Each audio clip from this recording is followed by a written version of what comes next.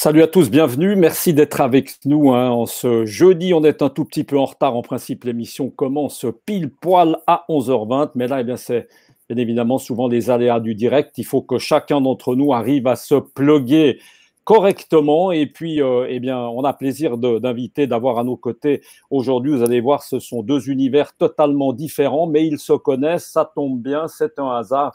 François Wolfisberg qui est avec nous, boulanger-pâtissier. Bonjour François. Salut François. Bonjour Michel. Merci d'être avec nous. Ça a été un tout petit peu compliqué de se plugger, de se connecter. Et puis, comme on a dit tout à l'heure avec Christian en rigolant, un boulanger qui est dans le pétrin, c'est vrai que ça surprendra personne. En tout cas, on espère que tu vas rester avec nous tout au long de cette émission. Et puis, à côté, alors il est carrément au garde à vous, on le connaît bien, c'est Christian Piton, sécurité, qui a mis aujourd'hui, évidemment, son habit de parade. Christian, merci d'être à nos côtés. On va se soucier évidemment de vos professions respectives, de vos entreprises respectives, l'un dans la boulangerie-pâtisserie, l'autre la sécurité, des secteurs plus ou moins touchés par rapport à cette crise du coronavirus qu'on est en train de traverser tous plus ou moins bien. Avant de parler de ça, on va s'enquérir évidemment de vos santé respectives, éventuellement même ce qui est important, la santé de vos proches, de votre famille, ce qui peut changer un peu la donne, et puis évidemment également dans un troisième temps la santé de vos employés. On va commencer par François. François, dans ton entreprise et au sein de ta famille, à noter que ta famille elle est assez nombreuse puisque tu as une femme et 7 enfants. Est-ce que tout ce petit monde, François, va bien? Alors pour commencer par l'entreprise, au sein de l'entreprise, tout se passe bien jusqu'à présent. Nous n'avons pas d'employé directement qui est touché de loin ou de près par le Covid-19. Quelques parents d'employés, deux à ce jour, sont touchés, mais ça n'empêche pas qu'on a dû mettre une ou deux personnes en quarantaine en prévention. Mais l'activité continue à fonctionner. Au sein de la famille, tout se passe bien. Les enfants nous posent pas mal de soucis du fait du nombre. On a mis quelques règles en place et puis depuis, ça va beaucoup mieux. On a la chance d'avoir une cour dans la maison qui permet certaines activités sportives. Oui, puis alors à noter que, allez, comme ça, ce sera fait, on va parler, on va finir avec la famille. À noter que tes enfants, c'est des garçons et des filles qui ont besoin de bouger parce que ce sont tous des sportifs d'élite, un peu dans des sports différents. C'est pas banal, François, comme famille. Oui, effectivement. Donc, nous avons trois filles qui font de la gymnastique artistique à haut niveau. Il y a un garçon et une fille qui font du judo à haut niveau. Et puis, sur les 7 font du ski nautique, dont 5 font partie de l'équipe nationale. Ben dis donc, ça fait déjà du boulot. Tu me l'as dit dernièrement, comme ça, quand on s'est appelé, tu m'as dit que tu découvrais un peu la vie à neuf.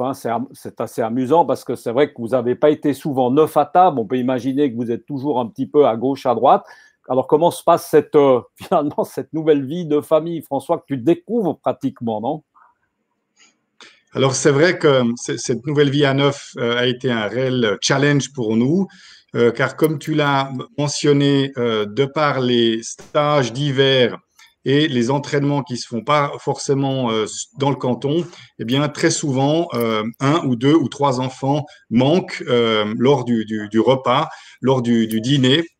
Et c'est pourquoi ça a été un réel challenge de faire ces repas à 9 personnes, mais qu'on a réussi au fil du temps à relever de manière tout à fait euh, correcte. Et puis maintenant, je dois dire que tout se passe bien. On a mis des règles en place qui sont pour le moment suivies et on espère que ça va continuer dans ce sens-là. Alors, on voit que Christian est occupé avec son attel, mais évidemment, la sécurité, on peut imaginer, ça s'arrête jamais. Christian, est-ce que tu es avec nous? Ou bien est-ce qu'il y a une urgence par rapport à ton métier, Christian? Autrement, on continue un peu avec François. Christian, tout va bien? Tu es avec nous? Christian, est-ce que tu es avec nous?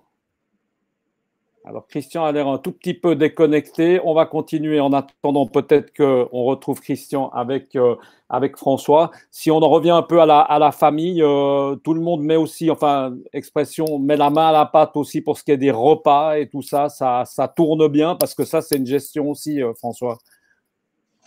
Alors, c'est vrai que ça a été assez révélateur, en fait, parce que très rapidement à table, étant donné qu'on habite juste au-dessus du magasin principal à la place du Temple à Carouge, eh bien, on a discuté des problèmes qui pouvaient survenir et surtout des mesures qu'il fallait prendre afin d'accompagner nos clients, surtout les personnes confinées, donc les personnes à risque ou les personnes âgées. Donc, très rapidement, on a mis en place un service de livraison à domicile qui se fait à vélo. Et puis, spontanément, nos enfants se sont proposés de nous aider à le faire, étant donné qu'ils étaient auprès de nous. Alors ça, c'est justement un service un petit peu lié au coronavirus. Justement, ben, qu'est-ce qui a changé? Après, on va s'intéresser un peu à tout ce qui est employé, mais qu'est-ce qui a changé entre ce moment du coronavirus et puis ce qu'il y avait avant? Alors, il y a des actions solidaires aussi, évidemment, qui se sont mises en place, François. Alors, outre ce service de livraison à domicile qui fonctionne très bien autour des deux magasins principaux, donc on a également participé ou essayé de contribuer à la bonne marche de ces différents problèmes. Donc, on a créé un Carac solidaire. Donc, ce Carac solidaire qui est glacé de fondant blanc avec un hashtag Stay Home et un hashtag Restez chez vous. On le vend au prix de 5 francs. Et puis, on reverse 1,50 franc par Carac au HUG et 1,50 franc à la chaîne du bonheur. Et ça, c'est une action que tu mènes parce qu'on va le rappeler, hein, Wolfisberg, pour planter un tout petit peu le décor, parce que c'est vrai qu'on a l'impression que tu t'es un peu emparé de cette ville de Genève. Hein. C'est combien d'entreprises? Alors actuellement, nous avons 4 magasins sur le canton de Genève, à savoir 3 en ville de Genève et 1 à Carouge. Et puis le 5e magasin se trouve en terre vaudoise à Rolle. Alors, il y a un magasin également qui vient d'ouvrir, hein, François, un peu plus compliqué, c'est celui de la gare des Eaux Vives. L'occasion de nous dire que ça commence tranquillement, hein, du côté de la gare des Eaux Vives, où tu es présent aussi. Hein. Effectivement, depuis le 14 décembre dernier, nous sommes à la galerie des Eaux Vives. Le départ a été relativement difficile suite aux différentes problématiques qu'il y a eu avec les trains notamment. L'affluence qui n'a pas été tout à fait au rendez-vous. Au niveau de la ponctualité aussi des trains, ça n'a pas joué. Et puis alors maintenant, évidemment, ce Covid-19 n'arrange pas du tout les affaires, mais ce qui compte avant tout, c'est la santé des gens et puis qu'on puisse endiguer le plus rapidement possible cette pandémie. Alors, il y a aussi des employés, évidemment, il y a des hommes, il y a des femmes. Là, il y a une partie importante ben, qui a dû être fermée. Hein. Alors, la partie boulangerie est ouverte, mais par contre, il a fallu fermer le reste, les tea rooms, tout ce qui est boisson, fermé. Effectivement, donc on est considéré comme magasin de première nécessité pour la partie boulangerie, pâtisserie, confiserie, chocolaterie, parce qu'on est quand même à la veille de Pâques et on vend évidemment des chocolats aussi. En revanche, donc ce ne fonctionne plus du tout, c'est le service à table dans les tea rooms, que ce soit pour des boissons, des pâtisseries ou des repas, des plats du jour. Si bien que, eh bien, certains de nos employés, à savoir les serveurs, ceux qui sont habilités à travailler à la vente peuvent le faire aussi. Les cuisiniers, eh bien, ils travaillent un jour sur deux. Et puis, bon an, mal an, on essaye de faire aussi un peu une rotation au sein du personnel. On a posé évidemment très rapidement la question à tout le monde, à savoir qui voulait travailler, qui voulait rester à la maison pour des raisons diverses, peut-être parce qu'ils ont des enfants à garder ou des personnes à risque dont ils doivent s'occuper. Et puis, cette organisation s'est mise très rapidement en place et ça a fonctionné à merveille dès le début grâce à la solidarité de nos employés, que je remercie au passage, sur qui on peut compter pour certains depuis un très grand nombre d'années. On va peut-être, est-ce que Christian, entre-temps, nous entend? Christian, tu nous entends? Oui, oui, parfaitement. Mais tout va bien. On a retrouvé Christian, évidemment, de Python Sécurité. Christian, qu'est-ce qui a changé dans ton activité, la sécurité? Parce qu'il y a eu beaucoup de brassage là, hein, évidemment, dû à cette crise du corona. Il n'y a plus de manifestations sportives. En revanche, eh bien, les grands magasins ont besoin de tes services pour contrôler les gens à l'entrée. Il faut contrôler les chantiers. Raconte-nous un peu aujourd'hui, Christian, le gros de ton travail. Alors, le gros de notre travail, c'est d'abord l'élément psychologique, le soutien au personnel. D'ailleurs, c'est pour ça qu'aujourd'hui, au lieu de venir en costume cravate ou bien en polo, j'ai voulu démontrer au personnel que le patron, il était avec eux dans le terrain. Ce matin, je suis allé dans un centre commercial. Samedi également. Dimanche, je leur ai préparé une vidéo pour les aider dans leur mission de tous les jours. Et cette mission de tous les jours, elle a commencé, je dirais, par les chantiers. Dans les chantiers, il y avait une espèce d'effervescence au niveau des craintes, des peurs, de la communication entre les différentes personnes, peut-être aussi d'un manque de matériel. Les gens souhaitaient des masques, etc. Donc, on a dû organiser tout ça. Et la première des mesures, pour nous, c'était de ne pas abandonner nos clients, d'être avec eux, les chantiers, les magasins, les centres commerciaux. Et puis, c'était de rassurer le personnel et puis d'être avec eux. Alors, c'était le choix, les cadres de Python Sécurité. On a beaucoup communiqué, notamment avec la vidéo. J'ai fait pas mal de vidéos pour les tenir au courant de l'évolution de l'entreprise, s'il y avait des cas, s'il y avait des malades, le nombre de personnes qui étaient absentes, etc. Donc, vraiment, c'était de les remercier, de les encourager et puis d'être avec eux. Christian, c'est la raison pour laquelle j'ai choisi d'être aujourd'hui habillé comme ça. C'est pour leur montrer que le patron, il est avec eux. Mais c'est une tenue du reste, Christian, qui te va très bien, inutile de le préciser. Christian, tout a été, on l'a dit, rebrassé. Il y a eu un très, très gros travail de planification à partir du 16 mars. Il a fallu changer les gens, des équipes, parce qu'évidemment, les magasins ont fermé. Il y a d'autres choses qui ont ouvert. Ça a été très compliqué. En effet, je tiens à rendre un hommage à l'équipe de la planification parce qu'ils étaient en première ligne et puis je dirais presque 24 heures sur 24 parce qu'il y a un malade, il faut le remplacer. S'il y a quelqu'un qui a peur. J'ai même des agents qui se sont confiés en me disant, vous savez, quand je rentre à la maison, ma femme qui est asthmatique me dit, il ne faut pas retourner travailler, etc. Donc, il y a un soutien à ce niveau-là. Mais la planification, elle a dû jongler. Quand les chantiers se sont arrêtés et puis tout à coup, des chaînes de magasins nous ont commandé de nombreuses personnes pour être en phase avec les recommandations de l'Office fédéral de la santé et également les ordonnances cantonales pour respecter les 2 mètres, les files d'attente, etc., la désinfection des mains. Donc là, on a dû vraiment jongler. Alors des fois, on nous a pris pendant 2 jours comme pompiers. Puis derrière, on a mis du personnel du magasin, mais on a joué le jeu, on a fait en sorte de répondre, oui, présent, on est avec vous.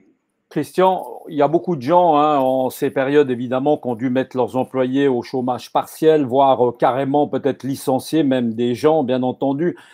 Chez toi, ça se passe comment? Du coup, est-ce qu'on engage ou non? Il y a du chômage partiel, peut-être on pourrait imaginer au niveau technique, au niveau administratif, mais en tout cas, pour ce qui est des agents de sécurité, parce que là, peut-être qu'on peut profiter de faire un petit appel. Je ne sais pas s'il y a besoin de faire de la pub pour les gens qui sont intéressés.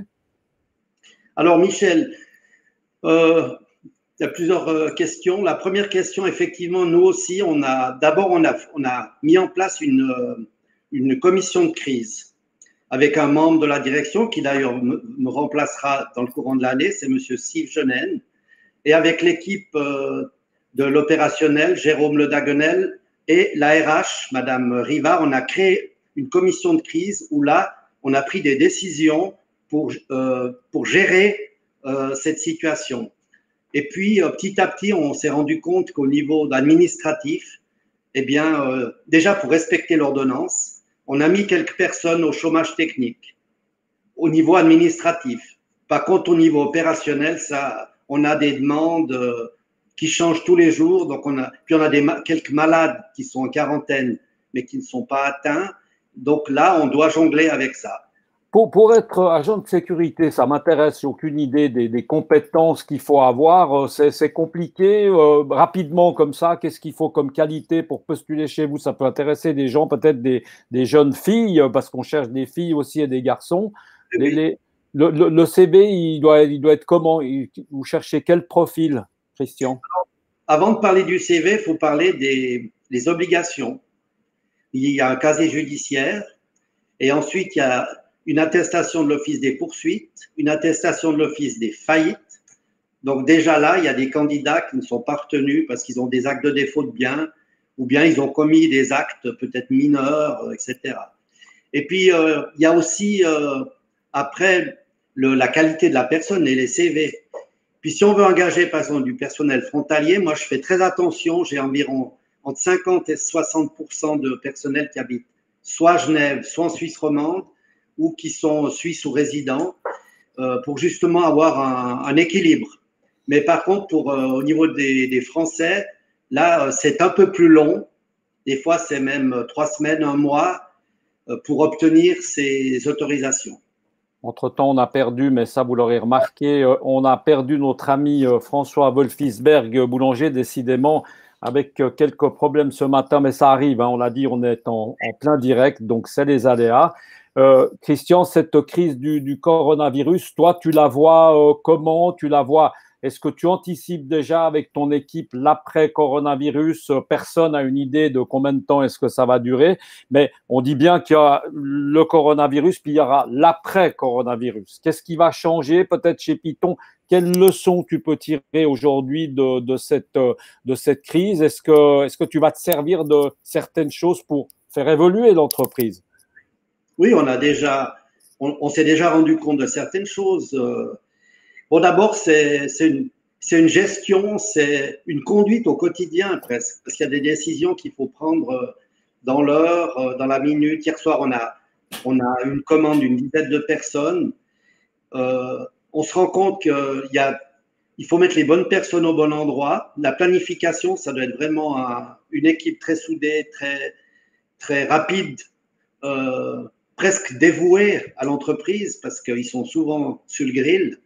Et autrement, au niveau du matériel, alors on se rend compte, les masques, les produits de désinfection, on a été très rapide dans ces commandes, on a pas mal de stock d'ailleurs, mais on se rend compte que il faut constituer ce genre de stock et puis être prêt. Un petit mot, on va terminer avec, comme on est dans les agents, il y a des patrouilleurs aussi en vélo, hein, Christian, ça c'est important, on peut en parler. Il y a des gens qui font des activités maintenant, c'est un peu nouveau dans tout le centre de la Gare des Eaux Vives qui est devenu bien animé. Hein.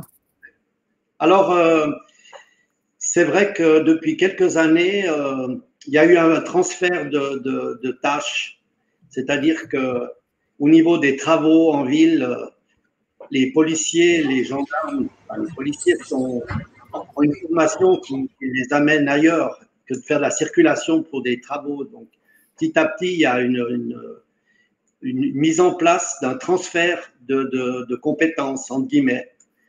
Et dernièrement, enfin l'année passée, on a répondu à un appel d'offres pour les TPG. Les TPG, la police ont créé un groupe qui s'appelle UMOB.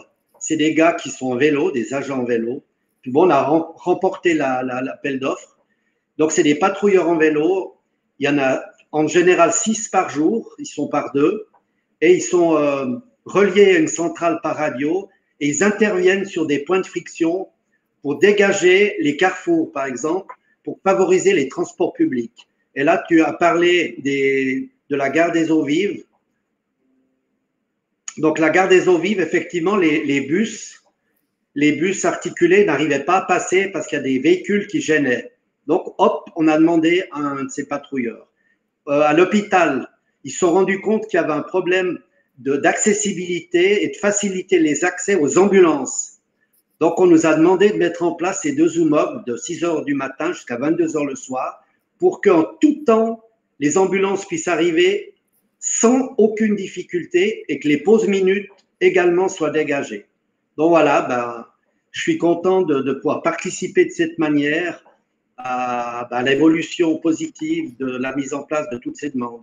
Christian, on a reperdu, il avait apparu décidément, hein, c'est le jeu du chat et la souris, on a perdu de nouveau notre ami François Wolfisberg, boulanger. On va terminer, Christian, si tu le veux bien, on avait prévu une anecdote avec lui, mais il la regardera dans les rediffusions parce que c'est sympathique, c'est un clin d'œil. Derrière toi, montre-nous, il y a un tableau que tu apprécies particulièrement parce qu'évidemment, il fait partie un peu de… Voilà, on va le décrocher, on va le chercher. Allez, voilà.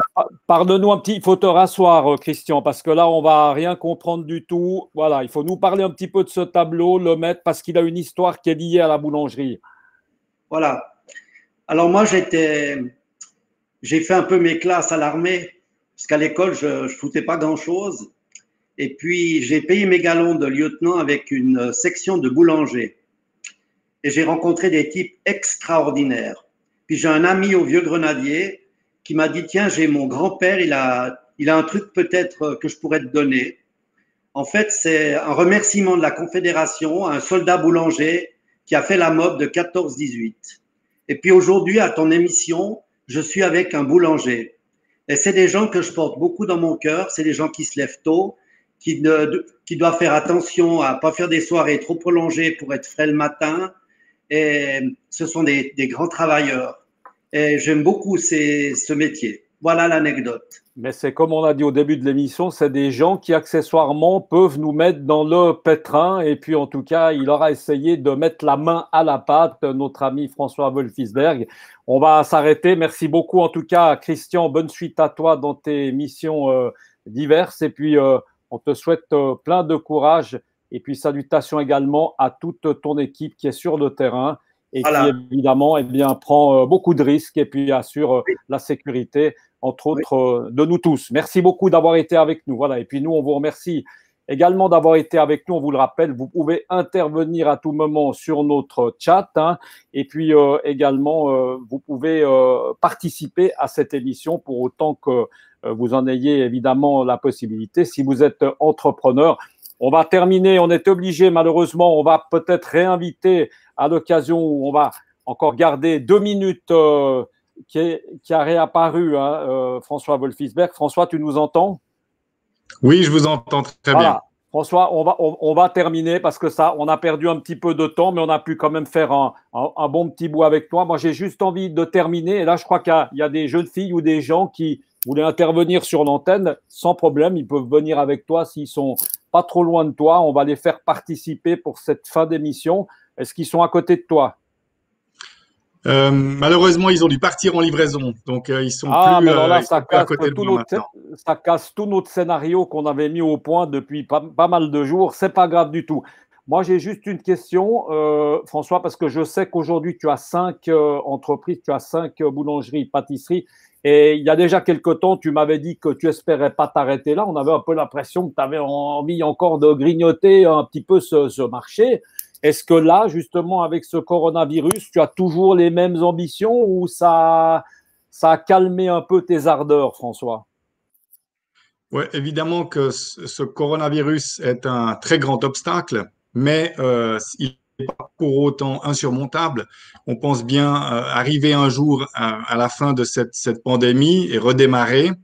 Et revoir l'avenir avec sérénité, étant donné que, tu l'as mentionné tout à l'heure, on a une grande famille de 7 enfants qui sont encore jeunes actuellement et on espère bien que un jour viendra que la 3e génération prendra le flambeau pour continuer cette belle histoire. Alors, pas la peine d'être 7 dans l'entreprise, il y en a 1 ou 2, tu les sens comme ça, ils sont motivés, ils manifestent un certain intérêt, par exemple? Alors oui, il y en a 1 ou 2 qui manifestent un intérêt assez important déjà. Peut-être le plus jeune, peut-être d'autres aussi, on verra. Actuellement, ils sont dans leur formation respective, mais en tout cas, ils sont très impliqués parce que pour l'entreprise est très importante, évidemment, au sein de la famille, tout comme la famille est importante pour l'entreprise. Donc, l'un ne va pas sans l'autre. Et puis, la motivation, elle est là. En tout cas, on les éduque aussi avec un esprit entrepreneurial.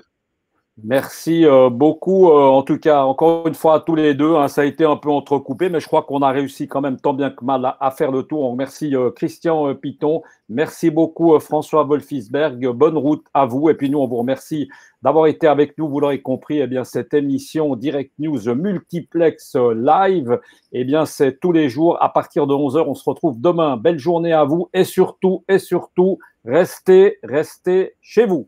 À bientôt. Ciao.